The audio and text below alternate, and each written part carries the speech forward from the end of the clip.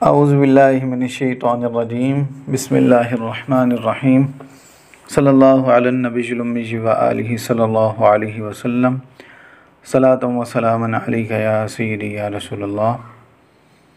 अस्सलामु अलैकुम व रहमतुल्लाहि व बरकातुहू। मैं हाफिज़ मोहम्मद आमिर तारिकी तारकिया जहांगीरिया रूहानी सेंटर की जानिब से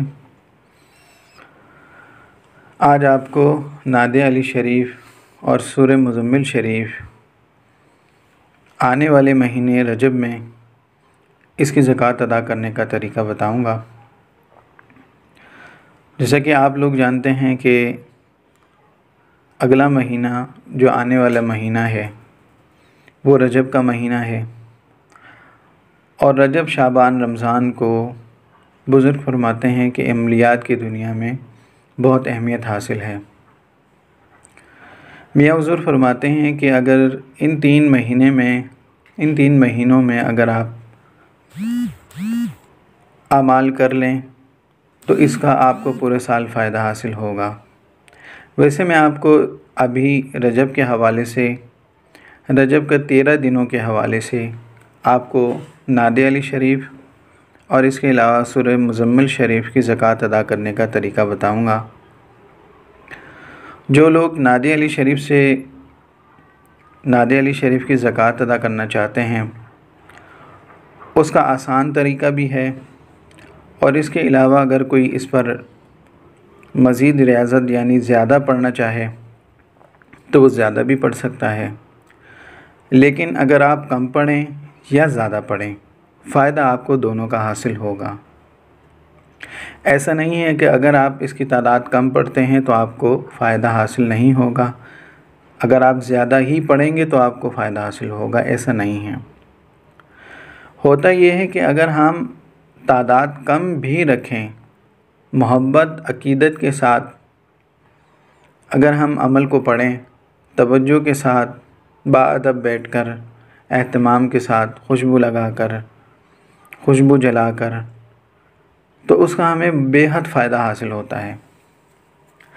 अगर हम तादाद ज़्यादा पढ़ें, मिसाल के तौर पर हम नादे अली शरीफ 2100 मरतबा पढ़ते हैं और अगर हम बाअदब तरीके से नहीं पढ़ते और एहतमाम के साथ नहीं पढ़ते तो हमें उसका कोई फ़ायदा जो हासिल होना चाहिए वो फ़ायदा हासिल नहीं होगा। पढ़ने का फ़ायदा तो होता है, मगर जो फ़ायदा हमें हासिल होना चाहिए, जो तवज्जो के साथ हमें फ़ायदा हासिल होता है, वो फ़ायदा हमें हासिल नहीं हो सकेगा। तो लिहाजा अगर कोई शख्स नादे अली शरीफ की ज़कात अदा करना चाहता है तो रजब की पहली तारीख यानी कि चाँद नज़र आने के बाद उस रात से आपको अमल शुरू करना है। उससे पहले आप परहेज़ शुरू करेंगे। परहेज़ आपने ये करना है कि अंडा, मछली, गोश्त, हर किस्म का गोश्त और जिन चीज़ों में अंडा डलता है वो चीज़ें भी आपने इस्तेमाल नहीं करनी। अब अमूमन जो है वो केक वगैरह या इस तरह की जो चीज़ें हैं, बिस्किट वगैरह, उनमें भी अंडा शामिल होता है, उनमें भी डाला जाता है। अब आप इस बात का ख़याल रखिएगा, जिन चीज़ों में अंडा शामिल होता है वो चीज़ें भी आपने इस्तेमाल नहीं करनी। और अगर शादीशुदा हैं तो ज़ौजा से परहेज़ करेंगे। आप एक दिन पहले अपना परहेज़ शुरू कर लेंगे, फिर उसके बाद आपने रजब की पहली रात से, जैसे चाँद नज़र आ जाए उस रात से आपने अमल शुरू करना है। और फिर उसके बाद आपने 13 रजब तक नादे अली शरीफ की ज़कात अदा करने का तरीका ये है कि आपने 110 मरतबा, रोज़ 110 मरतबा 13 दिन तक आपने इसको पढ़ना है। इसके अलावा आप 313 मरतबा भी पढ़ सकते हैं। अगर किसी के पास ज़्यादा टाइम है तो वो 700 मरतबा भी पढ़ सकता है। और इसके अलावा अगर कोई और इससे भी ज़्यादा पढ़ना चाहे तो वो 2100 मरतबा पढ़कर इसकी ज़कात अदा कर सकता है। और इसके अलावा अगर आप सूरह मुज़म्मिल शरीफ की ज़कात अदा करना चाहते हैं तो सूरह मुज़म्मिल शरीफ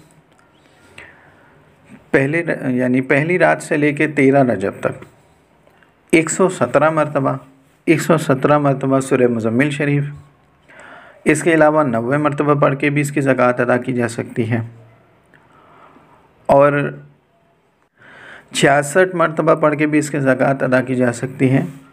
और इसके अलावा अगर किसी के पास टाइम कम है तो 41 मरतबा पढ़ के भी सूरह मुज़म्मिल शरीफ की ज़कात अदा कर सकता है। लेकिन जब आप इसकी ज़कात अदा कर लें तो रोज़ 11 मरतबा सूरह मुज़म्मिल शरीफ को अपने विर्द में रखें, और इसके अलावा नादे अली शरीफ की जब आप ज़कात अदा करें तो रोज़ 110 मरतबा अपने इसको विर्द में रखें। 41 बार पढ़ के भी आप इसको अपने विर्द में रख सकते हैं। जिन्होंने 110 मरतबा पढ़ कर ज़कात अदा की है तो वो 41 मरतबा पढ़ के भी इस विर्द को अपने अमल में जारी रख सकते हैं। और इसके अलावा एक और बात मैं आप लोगों को बताना चाहता हूँ कि कुछ लोग ऐसा करते हैं कि ज़कात अदा करने के बाद उस अमल को छोड़ देते हैं कि हमने उसकी ज़कात अदा की थी और हम बीमार हो गए, काफ़ी दिन हम बिस्तर पर पड़े रहे तो हमने उस अमल को छोड़ दिया। हरगिज़ ऐसा ना करें, क्योंकि आप जो मेहनत करते हैं वो आपकी मेहनत ज़ाया हो जाएगी। इसका तरीका ये है कि अगर आप बिलफ़र्ज़ बीमार भी हो गए तो बावजूद हालत में 10 बार, 11 बार, 21 बार जितनी मरतबा भी आप पढ़ सकते हैं उसको अपने विर्द में रखें, लाजमी रखें, ताकि आपका अमल ज़ाया ना हो। मियाँ हुज़ूर फरमाते हैं कि जो शख्स अपने अमल को 3 दिन उसमें नागा कर ले तो उसका अमल ज़ाया हो जाता है, यानी उसका चिल्ला ज़ाया हो जाता है। अगर किसी शख्स को ये बात मालूम है कि अगर वो 3 दिन तक ये अमल नहीं पढ़ेगा तो उसका अमल ज़ाया हो जाएगा, तो इस बात का ख़ास ख्याल रखें कि आप जो मेहनत कर रहे हैं उस मेहनत को ज़ाया ना करें। और सूरह मुज़म्मिल शरीफ और नादे अली शरीफ से मैंने इलाज के तरीके भी कुछ बताए हैं। सूरह मुज़म्मिल शरीफ से मैंने हिसार, छुरी वाले हिसार का अमल भी बताया है और बीमारियों से शिफा के लिए भी बताया है।